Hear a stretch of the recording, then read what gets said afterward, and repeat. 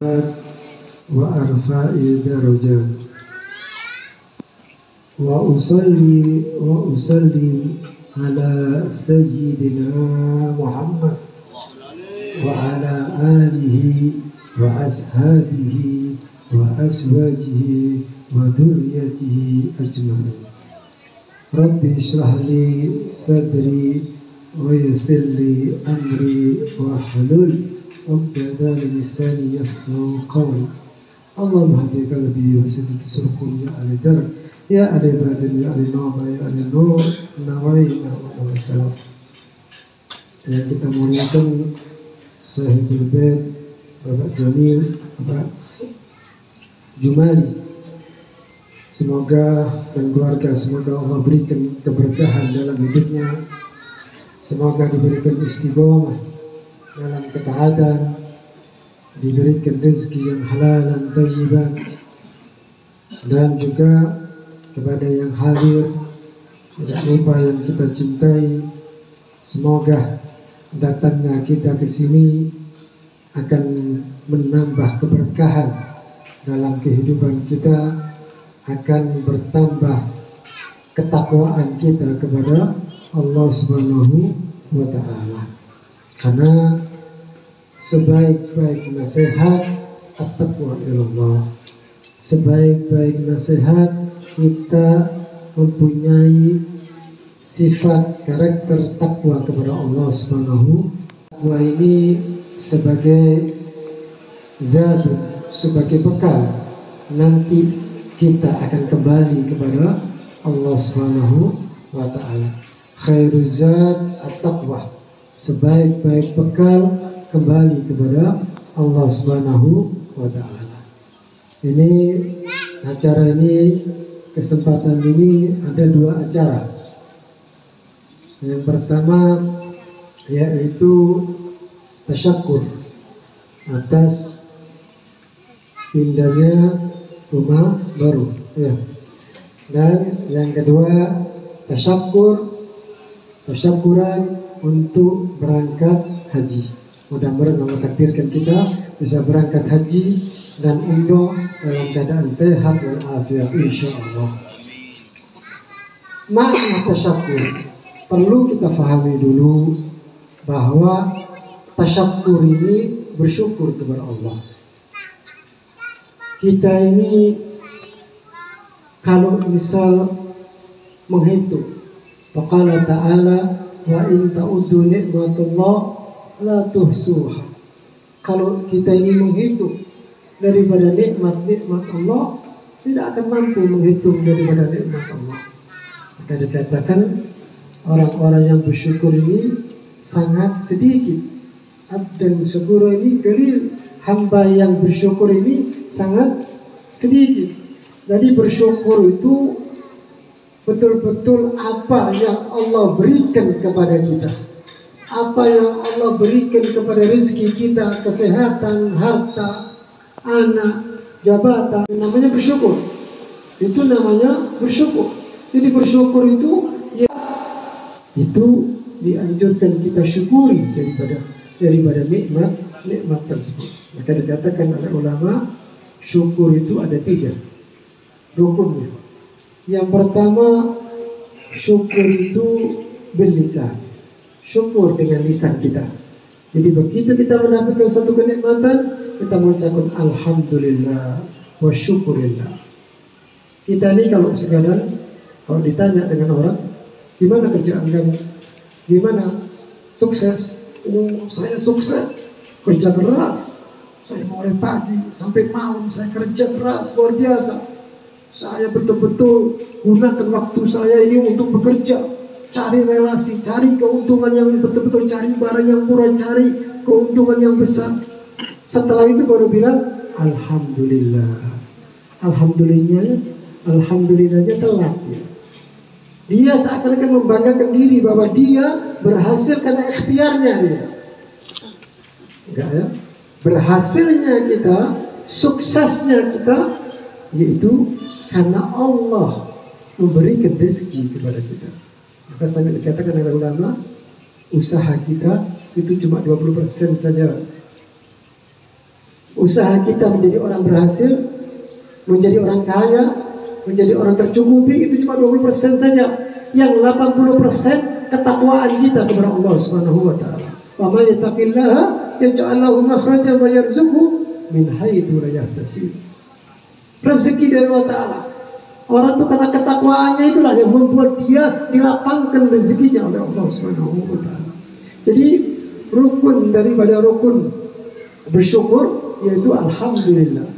Yang kedua yaitu apa? Seluruh anggota tubuh kita, tangan, mata, telinga, kaki, semua anggota tubuh kita untuk beribadah kepada Allah. Kita ini sekarang diberikan kesehatan, sehat.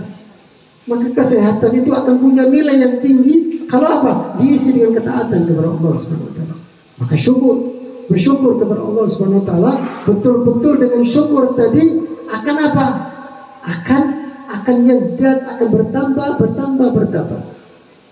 La azidannakum. Orang yang bersyukur, maksudnya bersyukur apa? Semua anggota tubuhnya dia, tangannya, lisannya semua untuk zikir kepada Allah. Lisannya zikir kepada Allah, tangannya bantu orang, kakinya berjalan kepada tempat-tempat majelis. Ya. Berapa banyak orang yang sehat, yang luar biasa, dia tidak mampu hadir majelis ini. Dia tidak mampu hadir majelis-majelis yang khair, majelis-majelis yang baik, majelis-majelis yang mendapat pahala. Justru kalau tempat-tempat yang maksiat, cepat dia kemana? Ini apa? Orang-orang yang kufur terhadap nikmatnya Allah. Maka hati-hati. Orang-orang yang kufur dan kafartum inna adabi lasyadid. Kalau begitu kita berkufur, maksudnya apa? Semua nikmatnya Allah untuk bermaksiat kepada Allah Subhanahu wa taala.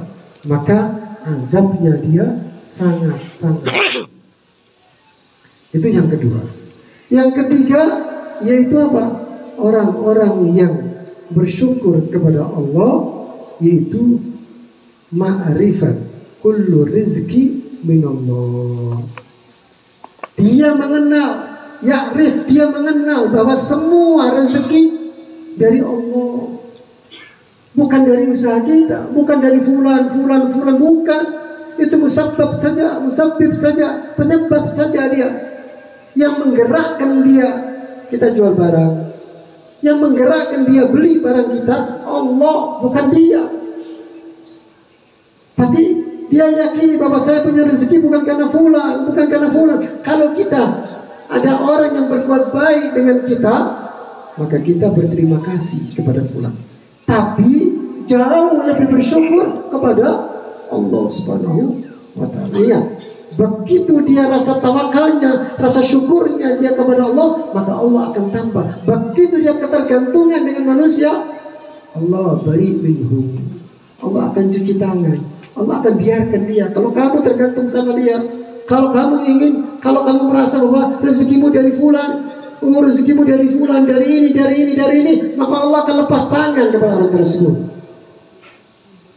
Maka dari situ jangan sampai kita ini betul-betul untuk apa? Untuk betul-betul bersyukur, agar kita selalu bersyukur kepada Allah Subhanahu wa taala. Maka bersyukur dengan pindah rumah yang baru ini diisi dengan apa? Diisi dengan qiraatul Quran, diisi dengan ibadah, diisi dengan ketaatan. Itu namanya bersyukur.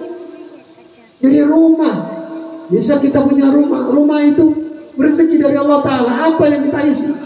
Apa maksiat yang kita isi? Apakah kita cuma lihat sinetron saja, lihat film-film saja, apakah cuma itu bersyukurnya? Apakah itu dikatakan bersyukur? Tidak sama sekali. Allah berikan kita rumah untuk apa? Untuk kita bisa ibadah, supaya kita tenang dalam beribadah, supaya kita bisa sholat, supaya kita baca Quran. Kenapa? Ini yang dikatakan rumah yang berkah nanti. Ya, kalau rumah yang sudah diisi dengan kemaksiatan, anaknya tidak sholat, dibiarkan.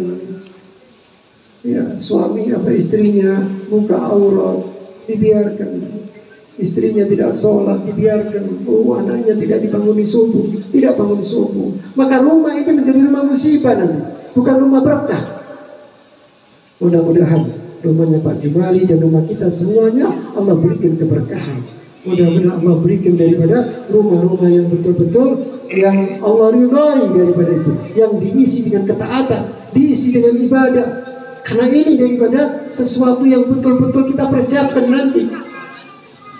Karena itu bahwa sangat pentingnya daripada rumah yang harus betul-betul kita jaga ketaatannya, bacaan Qur'annya, istiqomahnya, sholat duhanya, sholat witirnya. Agar apa? Rumah itu menjadi berkah. Kalau sudah rumah itu diisi ketaatan, maka kita akan mengatakan baiti jannati. Kita sanggup akan mengatakan baiti jannati. Kenapa? Karena rumah kita diisi dengan ketaatan.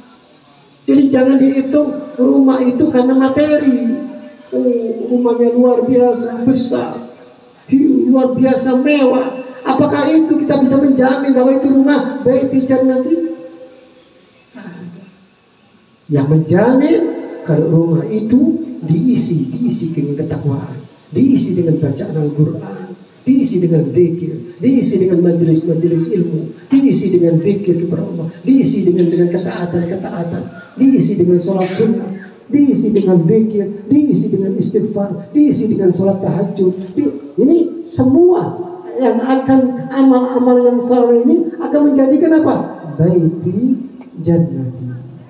Mudah-mudahan rumah kita menjadi rumah yang baiti jannati, insyaallah. Itu yang pertama. Yang kedua yaitu yang pokok, yaitu tentang masalah haji.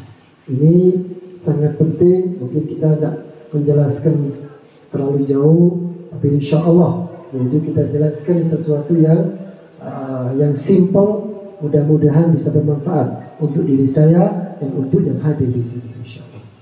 Maka haji ini rukun daripada Islam. Maka yaitu walillahi hajjul bait man istata'a ilaihi sabila. Maka kewajiban kita kepada Allah yaitu apa? Untuk menunaikan haji. Menunaikan haji. Bagi siapa? Bagi yang mampu. Allah berikan kemampuan. Kemampuan itu apa? Yang mampu jasmaninya, mampu juga hartanya, mampu juga hartanya. Dan juga apa yang dia tinggalkan untuk anak istri. Begitu kita mampu seperti itu, maka tidak ada sesuatu yang dia sudah mulai diwajibkan oleh Allah untuk berangkat haji. Tapi kalau di Indonesia ini kan ada urutan-urutan, mungkin waktu. Yang penting kita lihatkan, kita daftar, kita lihatkan. Ternyata kita tidak sampai. Begitu ini panggilan haji, dia sudah meninggal. Innama amal binniyat. Semua amalnya dia akan mendapatkan daripada apa yang dia niatkan. Dia akan mendapatkan pahala daripada apa yang dia. Jadi mampu, yaitu apa? Lahir dan batinnya, hartanya dan kendaraannya. Maka banyak yang saya sangat tidak setuju. Banyak orang mengatakan saya belum ada panggilan. Ini banyak. Ini orang-orang yang maaf ya, orang-orang yang suka mengkambingkan takbir. Hati-hati. Kalau kalian sudah mampu, sudah bisa berangkat, sudah mampu daripada syarat-syaratnya haji, terus kalian mengatakan saya masih belum ada panggilan. Itu ungkapan-ungkapan yang seakan-akan menyalahkan Allah Subhanahu wa taala. Kita ini semua punya satu bisikan para malaikat. Kita ini kadang-kadang ada bisikan, ayo sholat tahajud, ayo baca Quran. Tapi kita tolak semua itu hidayah. Berarti apa? Semua yang Allah berikan kepada kita melalui malaikatnya, bahwa kita ini sudah ada peringatan dari Allah bahwa kamu wajib sudah. Kalau dia mengatakan saya tidak wajib karena saya belum ada panggilan, ini sudah panggilan sudah. Kalau sudah mampu, maka wajib untuk menjalankan daripada haji. Maka orang-orang yang seperti itu dikatakan orang-orang yang ihtijaj, orang yang suka mengkambing hitamkan takbir.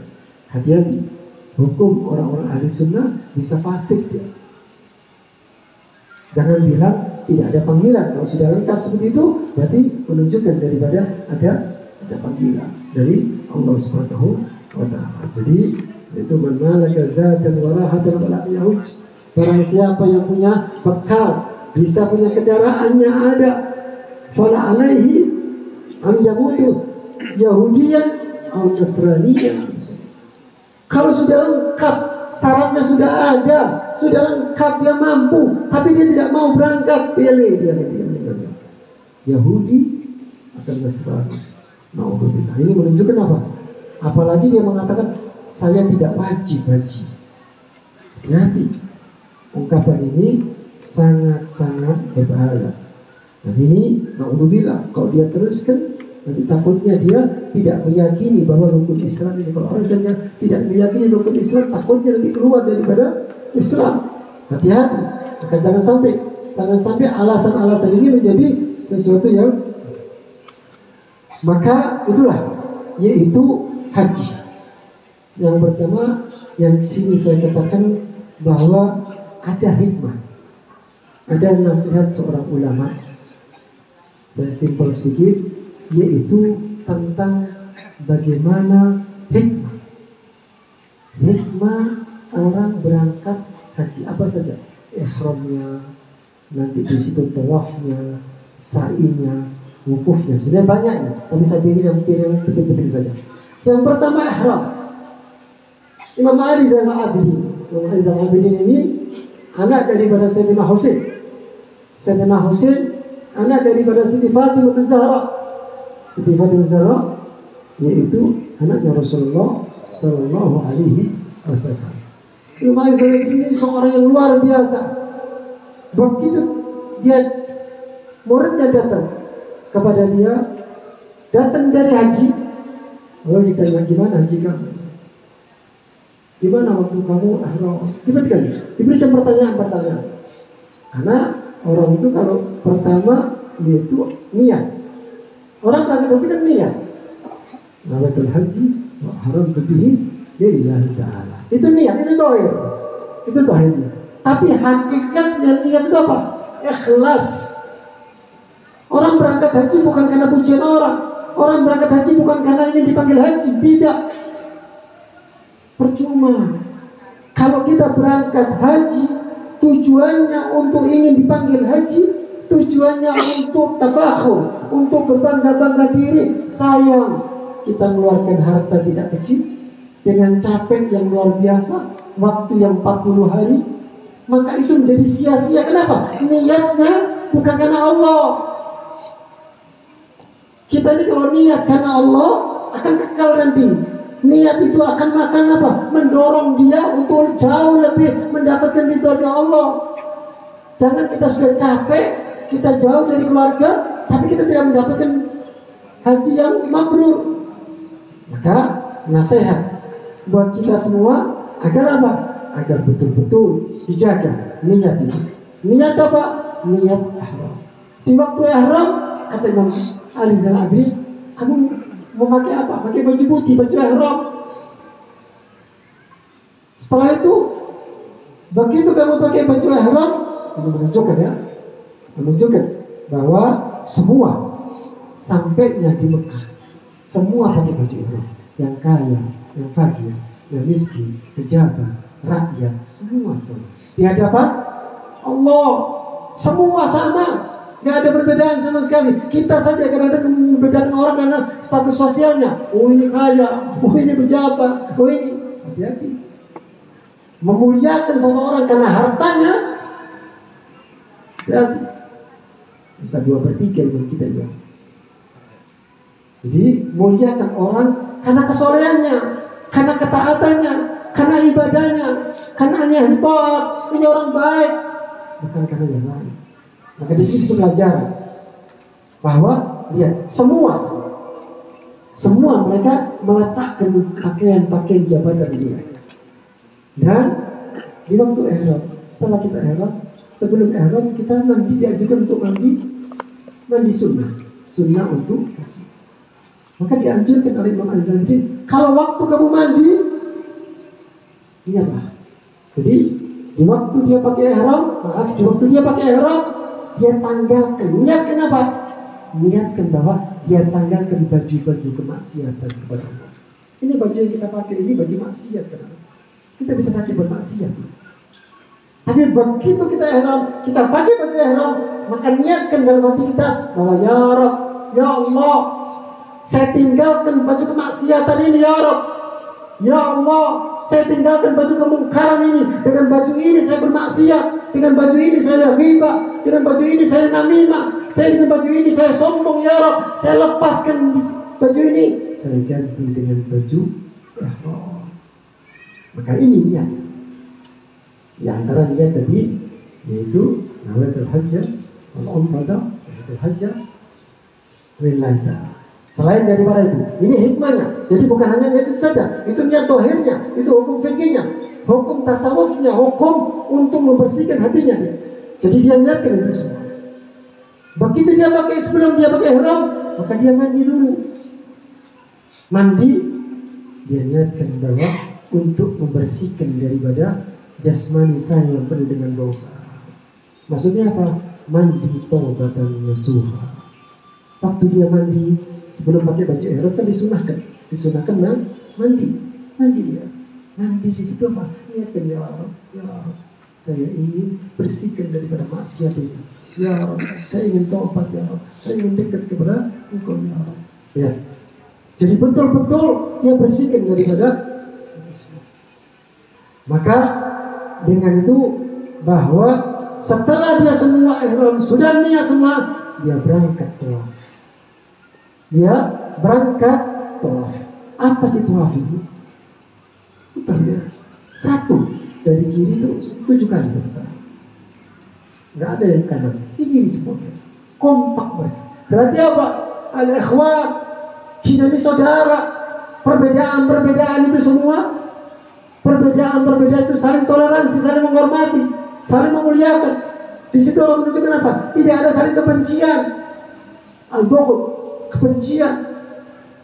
Dalam hatinya sakit kebencian. Di sini apa? Allah mengajarkan kita untuk menghilangkan kebencian.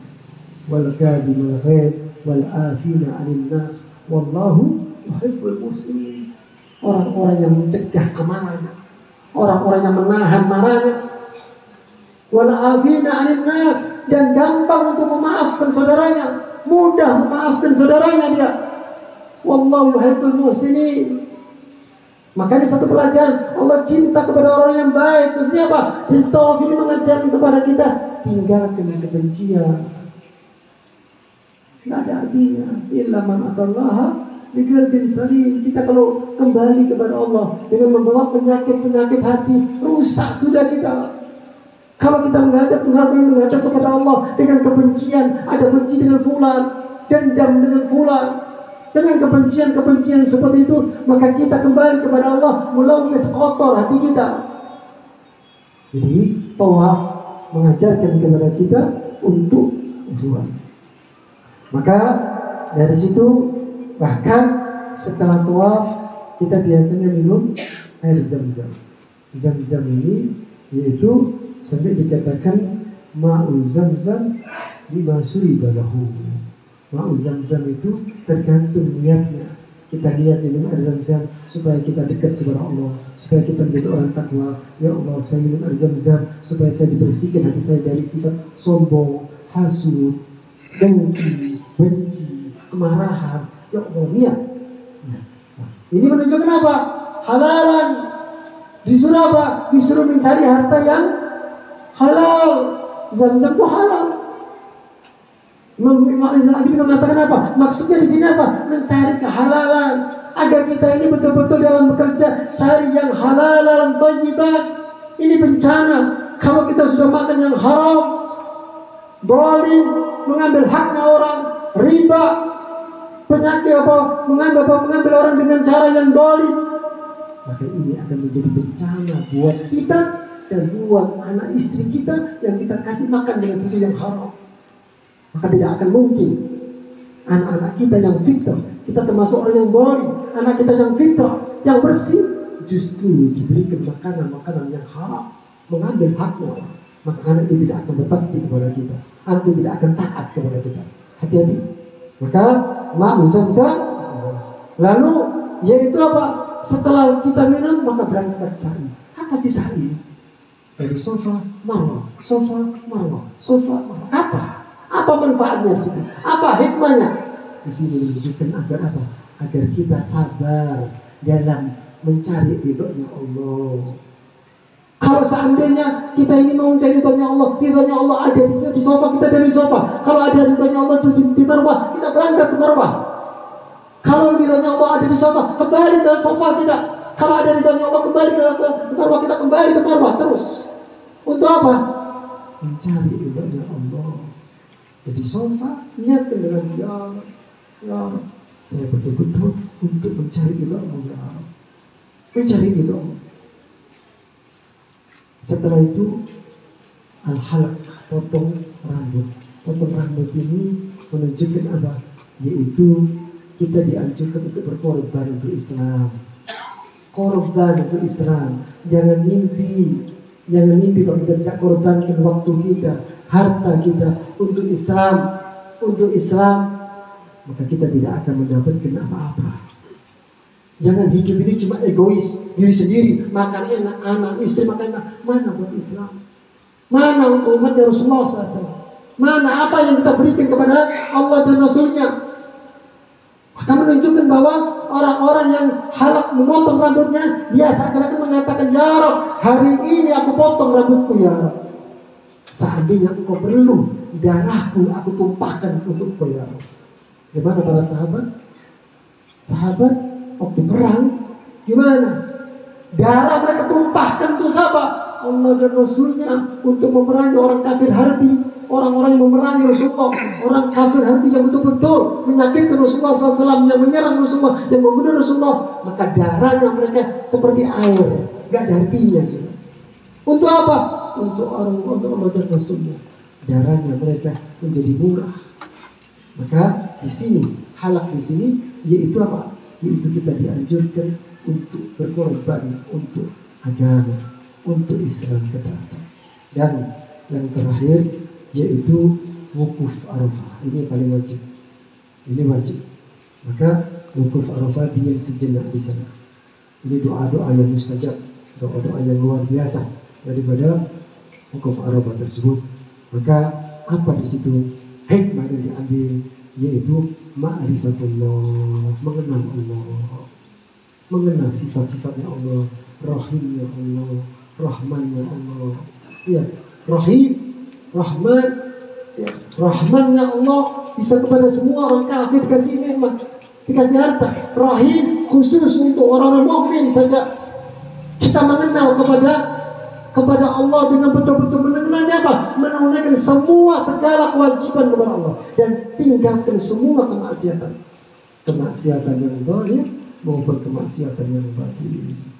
Dari situ mudah-mudahan Allah berikan kita selalu untuk bisa menerapkan hikmah-hikmah ini semua, walaupun kita belum berangkat ke sana, belum ada kemampuan ke sana, tapi paling tidak kita punya hikmah, dan hikmah itu bisa kita terapkan di sini, dan bisa kita berkorban untuk Allah, mencari ridhonya Allah, tidak kenal berat, tidak kenal susah, di semuanya dia betul-betul mencari daripada ridhonya Allah. Mudah-mudahan Allah berikan kita istiqomah fil khair, istiqomah dalam ketaatan kepada Allah, dalam ketaatan dalam ibadah kepada Allah, dan betul-betul sampai di akhir hayatnya kita meninggal dalam keadaan husnul khatimah. Ini yang paling terpenting, ini yang paling penting ya.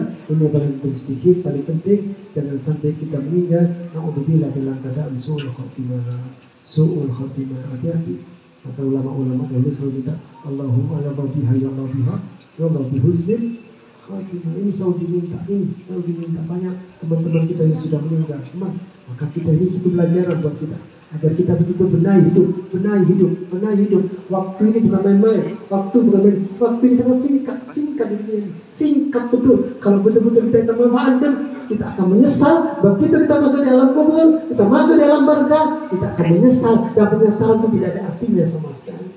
Maka mumpung sekarang Allah berikan kesehatan, Allah berikan daripada umur yang panjang, manfaatkan ketaatan untuk ibadah, untuk dekat kepada Allah SWT sampai betul-betul maksimal Semua adalah ketaatan kepada Allah Subhanahu wa Ta'ala. Dan tetap kita bekerja untuk tapi kerja yang amanah, jujur.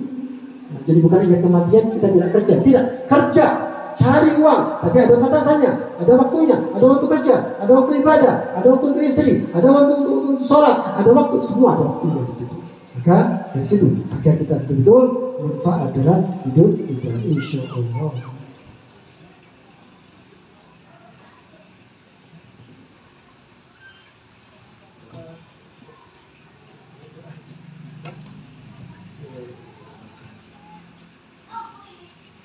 Bismillahirrahmanirrahim. Bismillahirrahmanirrahim. Alhamdulillah.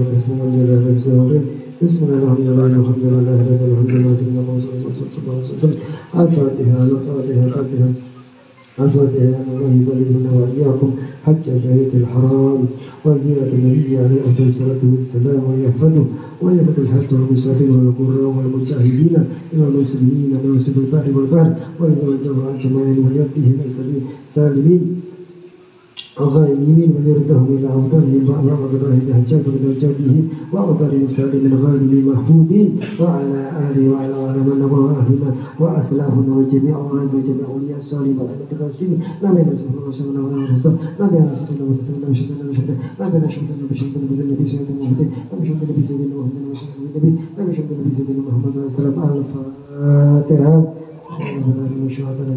بسم الله الرحمن الرحيم الحمد لله رب العالمين إياك نعبد وإياك نستعين اهدنا الصراط المستقيم wa'alafu minkum, mohon maaf ada salah-salah. Wassalamualaikum warahmatullahi wabarakatuh. Tawassalna bismillah wa bin hadi rasulillah wa kulli mujahidillah. Ya Allahumma shalli ala Muhammad.